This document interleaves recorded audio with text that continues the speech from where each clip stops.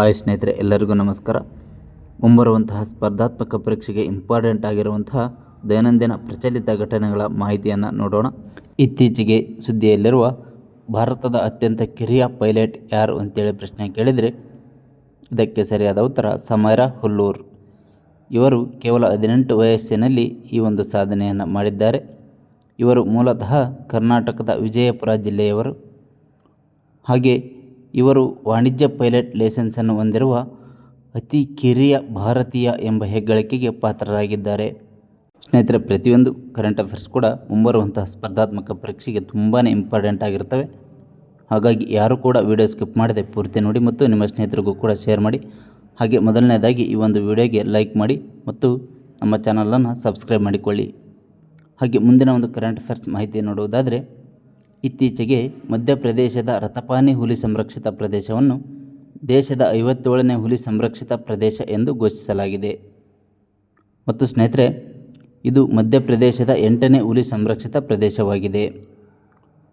ಹಾಗಾದರೆ ಸ್ನೇಹಿತರೆ, ಈ ಒಂದು ವಿಷಯಗಳ ಮೇಲೆ ಯಾವ ರೀತಿಯ ಪ್ರಶ್ನೆಯನ್ನು ಕೇಳಬಹುದು ಅಂದರೆ, ಸ್ನೇಹಿತರೆ, ಮೊಟ್ಟ ಮೊದಲನೇದಾಗಿ ಇಂಪಾರ್ಟೆಂಟ್ ಆಗಿರುವಂಥ ಪ್ರಶ್ನೆ ಏನು ಕೇಳ್ಬೋದು ಅಂದರೆ, ಭಾರತ ದೇಶದಲ್ಲಿ ಅತಿ ಹೆಚ್ಚು ಹುಲಿಗಳನ್ನು ಹೊಂದಿರುವ ರಾಜ್ಯ ಯಾವುದು ಅಂತೇಳಿ ಕೇಳಿದರೆ ಮಧ್ಯಪ್ರದೇಶ.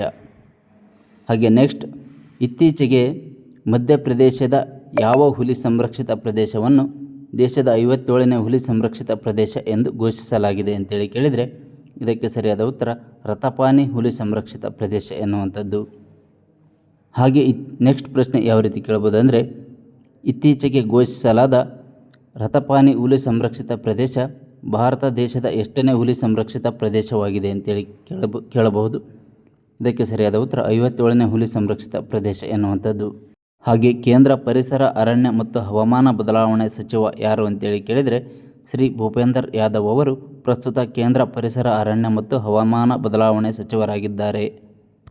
ಓಕೆ, ನೆಕ್ಸ್ಟ್, ಮಹಾರಾಷ್ಟ್ರ ಮುಖ್ಯಮಂತ್ರಿಯಾಗಿ ದೇವೇಂದ್ರ ಫಡ್ನವೀಸ್ ಅವರು ಆಯ್ಕೆಯಾಗಿದ್ದಾರೆ. ಸ್ನೇಹಿತರೆ, ಈ ದೇವೇಂದ್ರ ಫಡ್ನವೀಸ್ ಅವರು ಮಹಾರಾಷ್ಟ್ರ ರಾಜ್ಯದ ಮುಖ್ಯಮಂತ್ರಿಯಾಗಿ 3ನೇ ಬಾರಿಗೆ ಆಯ್ಕೆಯಾಗಿದ್ದಾರೆ. ಸೊ ಈ ಒಂದು ವಿಷಯ ತುಂಬಾ ಇಂಪಾರ್ಟೆಂಟ್ ಆಗಿರುತ್ತದೆ. ಏಷ್ಯನ್ ಸ್ಪೋರ್ಟ್ಸ್ ಗೇಮ್ಸ್ನಲ್ಲಿ ಪವನ್ ಕೆಂಪಲ್ಲಿ ಅವರು ಈ ಫುಟ್ಬಾಲ್ನಲ್ಲಿ ಐತಿಹಾಸಿಕ ಕಂಚಿನ ಪದಕವನ್ನು ಪಡೆದುಕೊಂಡಿದ್ದಾರೆ. ಓಕೆ ಸ್ನೇಹಿತರೆ, ಇತ್ತೀಚೆಗೆ ಏಷ್ಯನ್ ಸ್ಪೋರ್ಟ್ಸ್ನಲ್ಲಿ ಈ ಫುಟ್ಬಾಲ್ನಲ್ಲಿ ಕಂಚಿನ ಪದಕವನ್ನು ಪಡೆದವರು ಯಾರು ಅಂತೇಳಿ ಕೇಳಿದರೆ ಪವನ್ ಕೆಂಪಲ್ಲಿ ಎನ್ನುವಂಥದ್ದು ಸರಿಯಾದ ಉತ್ತರ ಆಗಿರುತ್ತದೆ. ಓಕೆ, ನೆಕ್ಸ್ಟ್ ನೋಡೋದಾದರೆ, ದಕ್ಷಿಣ ಕೊರಿಯಾದಲ್ಲಿ ತುರ್ತು ಮಿಲಿಟರಿ ಆಡಳಿತ ಘೋಷಣೆ. ಸ್ನೇಹಿತರೆ, ದಕ್ಷಿಣ ಕೊರಿಯಾ ದೇಶದ ಅಧ್ಯಕ್ಷರಾಗಿರುವಂತಹ ಯೂನ್ ಸುಕ್ ಯೋಲ್ ಅವರು ದಕ್ಷಿಣ ಕೊರಿಯಾ ದೇಶದಲ್ಲಿ ತುರ್ತು ಮಿಲಿಟರಿ ಆಡಳಿತವನ್ನು ಘೋಷಣೆ ಮಾಡಿದ್ದಾರೆ. ಸೊ ಹಾಗೆ ಇದಕ್ಕೆ ಕಾರಣ ಏನು ನೀಡಿದ್ದಾರೆ ಅಂದರೆ, ದೇಶದ ವಿರೋಧ ಪಕ್ಷಗಳು ದೇಶ ವಿರೋಧಿ ಕೃತ್ಯಗಳಲ್ಲಿ ತೊಡಗಿಕೊಂಡಿರುವುದರಿಂದಾಗಿ ಈ ಒಂದು ತುರ್ತು ಮಿಲಿಟರಿ ಆಡಳಿತವನ್ನು ಘೋಷಣೆ ಮಾಡಲಾಗಿದೆ ಅಂತ ಹೇಳಿದ್ದಾರೆ. ಹಾಗೆ ಈ ಒಂದು ಮಿಲಿಟರಿ ಕಾನೂನಿನ ಮೂಲಕ ಮುಕ್ತ ಮತ್ತು ಪ್ರಜಾಪ್ರಭುತ್ವ ದೇಶವನ್ನು ಮರು ನಿರ್ಮಾಣ ಮಾಡುವುದಾಗಿ ದಕ್ಷಿಣ ಕೊರಿಯಾದ ಅಧ್ಯಕ್ಷರು ತಿಳಿಸಿದ್ದಾರೆ. ಹಾಗೆ ಇನ್ನೊಂದು ಇಂಪಾರ್ಟೆಂಟ್ ವಿಷಯ ಏನಪ್ಪ ಅಂದರೆ, 1980ರ ನಂತರ ಇದೇ ಮೊಟ್ಟ ಮೊದಲ ಬಾರಿಗೆ ಈ ಒಂದು ಮಿಲಿಟರಿ ಆಡಳಿತವನ್ನು ಘೋಷಣೆ ಮಾಡಲಾಗಿದೆ ಅನ್ನುವಂಥದ್ದು ವಿಶೇಷವಾಗಿದೆ.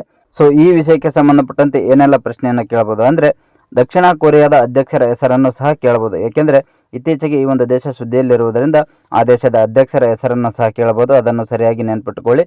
ಹಾಗೆ ಇತ್ತೀಚೆಗೆ ಈ ಕೆಳಗಿನ ಯಾವ ದೇಶದಲ್ಲಿ ತುರ್ತು ಮಿಲಿಟರಿ ಆಡಳಿತವನ್ನು ಘೋಷಣೆ ಮಾಡಲಾಗಿದೆ ಅಂತೇಳಿ ಸಹ ಪ್ರಶ್ನೆಯನ್ನು ಕೇಳಬಹುದು. ಅದಕ್ಕೆ ಸರಿಯಾದ ಉತ್ತರ ದಕ್ಷಿಣ ಕೊರಿಯಾ ಆಗಿರುತ್ತದೆ. ಓಕೆ, ನೆಕ್ಸ್ಟ್, ಇಂದಿರಾ ಗಾಂಧಿ ಶಾಂತಿ ಪ್ರಶಸ್ತಿ ಪ್ರದಾನ. ಸ್ನೇಹಿತರೆ, 2024ರ ಶಾಂತಿ, ನಿಶಸ್ತ್ರೀಕರಣ ಮತ್ತು ಅಭಿವೃದ್ಧಿಗಾಗಿ ಇಂದಿರಾ ಗಾಂಧಿ ಶಾಂತಿ ಪ್ರಶಸ್ತಿಯನ್ನು ಚಿಲಿ ದೇಶದ ಮಾಜಿ ಅಧ್ಯಕ್ಷರು ಹಾಗೂ ಪ್ರಮುಖ ಮಾನವ ಹಕ್ಕುಗಳ ಹೋರಾಟಗಾರ್ತಿಯಾಗಿರುವಂತಹ ಮಿಚೆಲ್ ಬ್ಯಾಚೆಲೆಟ್ ಅವರಿಗೆ ಈ ಒಂದು ಪ್ರಶಸ್ತಿಯನ್ನು ಪ್ರದಾನ ಮಾಡಲಾಗುವುದು ಅಂತೇಳಿ ತಿಳಿಸಿದ್ದಾರೆ. ಓಕೆ, ಹಾಗಾದರೆ ಸ್ನೇಹಿತರೆ, ಈ ಒಂದು ಪ್ರಶಸ್ತಿಯನ್ನು ನೀಡುವಂತಹ ಟ್ರಸ್ಟ್ ಯಾವುದು ಅಂದರೆ ಇಂದಿರಾ ಗಾಂಧಿ ಸ್ಮಾರಕ ಟ್ರಸ್ಟ್ ಅಂತೇಳಿ. ಇದರ ಅಧ್ಯಕ್ಷರು ಯಾರು ಅಂತೇಳಿದರೆ ನಿವೃತ್ತ ರಾಷ್ಟ್ರೀಯ ಭದ್ರತಾ ಸಲಹೆಗಾರರಾಗಿರುವಂತಹ ಶಿವಶಂಕರ್ ಮೆನನ್ ಅವರು ಈ ಒಂದು ಇಂದಿರಾ ಗಾಂಧಿ ಸ್ಮಾರಕ ಟ್ರಸ್ಟ್ನ ಅಧ್ಯಕ್ಷರಾಗಿರುತ್ತಾರೆ. ಈ ವಿಷಯಕ್ಕೆ ಸಂಬಂಧಪಟ್ಟಂತೆ ಏನೆಲ್ಲ ಪ್ರಶ್ನೆಯನ್ನು ಕೇಳಬಹುದು ಅಂದರೆ, 2024ನೇ ಸಾಲಿನ ಇಂದಿರಾ ಗಾಂಧಿ ಶಾಂತಿ ಪ್ರಶಸ್ತಿಯನ್ನು ಯಾರಿಗೆ ನೀಡಲಾಗಿದೆ ಅಂತೇಳಿ ಕೇಳಬಹುದು. ಇದಕ್ಕೆ ಸರಿಯಾದ ಉತ್ತರ ಚಿಲಿಯ ದೇಶದ ಮಾಜಿ ಅಧ್ಯಕ್ಷೆ ಮಿಚೆಲ್ ಬ್ಯಾಚೆಲೆಟ್ ಅವರಿಗೆ ನೀಡಲಾಗಿದೆ. ಹಾಗೆ ಈ ಒಂದು ಇಂದಿರಾ ಗಾಂಧಿ ಶಾಂತಿ ಪ್ರಶಸ್ತಿಯನ್ನು ಪ್ರದಾನ ಮಾಡುವಂಥ ಸಂಸ್ಥೆ ಯಾವುದು ಅಂತೇಳಿ ಕೇಳಿದರೆ ಇಂದಿರಾ ಗಾಂಧಿ ಸ್ಮಾರಕ ಟ್ರಸ್ಟ್ ಅಂತೇಳಿ. ಹಾಗೆ ಇಂದಿರಾ ಗಾಂಧಿ ಸ್ಮಾರಕ ಟ್ರಸ್ಟ್ನ ಪ್ರಸ್ತುತ ಅಧ್ಯಕ್ಷರು ಯಾರಿದ್ದಾರೆ ಅಂತೇಳಿ ಕೇಳಿದರೆ ಶಿವಶಂಕರ್ ಮೆನನ್ ಎನ್ನುವಂಥದ್ದು ಸರಿ ಆನ್ಸರ್ ಆಗುತ್ತದೆ. ದಕ್ಷಿಣ ಕೊರಿಯಾ ಜಗತ್ತಿನಲ್ಲೇ ಅತ್ಯಂತ ಕನಿಷ್ಠ ಫಲವತ್ತತೆಯ ಪ್ರಮಾಣವನ್ನು ಹೊಂದಿರುವಂತಹ ದೇಶವಾಗಿದೆ. ಸ್ನೇಹಿತರೆ, ಈ ಒಂದು ದಕ್ಷಿಣ ಕೊರಿಯಾದ ಪಾಪ್ಯುಲೇಷನ್ ಎಷ್ಟಿದೆ ಅಂದರೆ 5 ಕೋಟಿ ಇದೆ. ಸೊ ನಮ್ಮ ಕರ್ನಾಟಕದ ಜನಸಂಖ್ಯೆಗಿಂತ ಕಡಿಮೆ ಒಂದು ಜನಸಂಖ್ಯೆ ಇದೆ. ಸೊ ಈ ಒಂದು ದೇಶ ಜಗತ್ತಿನಲ್ಲಿ ಅತ್ಯಂತ ಕನಿಷ್ಠ ಫಲವತ್ತತೆಯ ಪ್ರಮಾಣವನ್ನು ಹೊಂದಿರುವಂತಹ ದೇಶವಾಗಿದೆ. ಸೊ ಈ ಒಂದು ವಿಷಯದ ಮೇಲೆ ಸಹ ಪ್ರಶ್ನೆಯನ್ನು ಬರುವ ಸಾಧ್ಯತೆ ಇದೆ, ಸರಿಯಾಗಿ ನೆನಪಿಟ್ಟುಕೊಳ್ಳಿ. ಓಕೆ, ನೆಕ್ಸ್ಟ್ ಭಾರತ ಸರ್ಕಾರದ ಹೈಪರ್ ಲೂಪ್ ರೈಲು ಯೋಜನೆ. ಸ್ನೇಹಿತರೆ, ಈ ಒಂದು ಹೈಪರ್ ಲೂಪ್ ರೈಲು ಯೋಜನೆ ಭಾರತ ಸರ್ಕಾರದ ಒಂದು ಮಹತ್ವಾಕಾಂಕ್ಷೆಯ ಯೋಜನೆಯಾಗಿದೆ.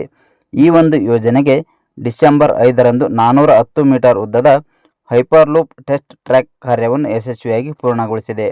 ಹಾಗಾದರೆ ಈ ಒಂದು ಹೈಪರ್ ಲೂಪ್ ರೈಲು ಯೋಜನೆಯನ್ನು ಅಭಿವೃದ್ಧಿಗೊಳಿಸಿದವರು ಯಾರು ಅಂತೇಳಿ ನೋಡೋದಾದರೆ, ಕೇಂದ್ರ ರೈಲ್ವೆ ಇಲಾಖೆಯ ನೇತೃತ್ವದಲ್ಲಿ ಮದ್ರಾಸ್ IITಯ ಆವಿಷ್ಕಾರ್ ಹೈಪರ್ ಲೂಪ್ ಟೀಮ್ ಮತ್ತು TUTR ಎಂಬ ವಿನೂತನ ಸ್ಟಾರ್ಟ್ಅಪ್ ಸಂಸ್ಥೆಗಳು ಸೇರಿಕೊಂಡು ಈ ಒಂದು ದೇಶದ ಮೊಟ್ಟಮೊದಲ ಹೈಪರ್ ಲೂಪ್ ರೈಲನ್ನು ಅಭಿವೃದ್ಧಿಗೊಳಿಸುವ ಒಂದು ಜವಾಬ್ದಾರಿಯನ್ನು ಹೊತ್ತುಕೊಂಡಿವೆ. ಹಾಗೆ ಈ ಒಂದು ರೈಲು ಪ್ರತಿ ಗಂಟೆಗೆ 1100 ಕಿಲೋಮೀಟರ್ ವೇಗದಲ್ಲಿ ಸಂಚರಿಸುವ ಒಂದು ಸಾಮರ್ಥ್ಯವನ್ನು ಹೊಂದಿದೆ. ಹಾಗೆ ಈ ಒಂದು ಹೈಪರ್ ಲೂಪ್ ರೈಲು ಯೋಜನೆಯನ್ನು ಮೊಟ್ಟಮೊದಲ ಬಾರಿಗೆ ಎಲ್ಲಿಂದ ಎಲ್ಲಿಗೆ ಸಂಚರಿಸಲಿದೆ ಅಂದರೆ ಮುಂಬೈಯಿಂದ ಪುಣೆಯವರೆಗೆ ಈ ಒಂದು ದೇಶದ ಮೊಟ್ಟಮೊದಲ ಹೈಪರ್ ಲೂಪ್ ರೈಲು ಸಂಚರಿಸಲಿದೆ. ಓಕೆ ಸ್ನೇಹಿತರೆ, ಈ ಪ್ರಶ್ನೆಗೆ ತಾವು ಕಮೆಂಟ್ ಮೂಲಕ ಉತ್ತರವನ್ನು ತಿಳಿಸಿ. ಇತ್ತೀಚೆಗೆ ಯಾವ ದೇಶದಲ್ಲಿ ತುರ್ತು ಮಿಲಿಟರಿ ಆಡಳಿತವನ್ನು ಘೋಷಣೆ ಮಾಡಲಾಗಿದೆ? ಸೊ ಈ ಒಂದು ಪ್ರಶ್ನೆಗೆ ಉತ್ತರವನ್ನು ತಾವು ಕಮೆಂಟ್ನಲ್ಲಿ ತಿಳಿಸಿ. ನಾನು ನೀಡಿದ ಮಾಹಿತಿ ತಮಗೆ ಇಷ್ಟವಾಗಿದ್ದರೆ ವಿಡಿಯೋಗೆ ಒಂದು ಲೈಕ್ ಕೊಡಿ ಹಾಗೂ ನಿಮ್ಮ ಸ್ನೇಹಿತರಿಗೂ ಕೂಡ ಶೇರ್ ಮಾಡಿ. ಮತ್ತು ಕೇಂದ್ರ ಹಾಗೂ ರಾಜ್ಯ ಸರ್ಕಾರದ ಉದ್ಯೋಗಗಳ ಮಾಹಿತಿಗಾಗಿ ನಮ್ಮ ಚಾನಲ್ ಸಬ್ಸ್ಕ್ರೈಬ್ ಮಾಡಿಕೊಂಡು ಬೆಲ್ ಐಕಾನ್ ಬಟನ್ ಒತ್ತಿ. ಧನ್ಯವಾದಗಳು.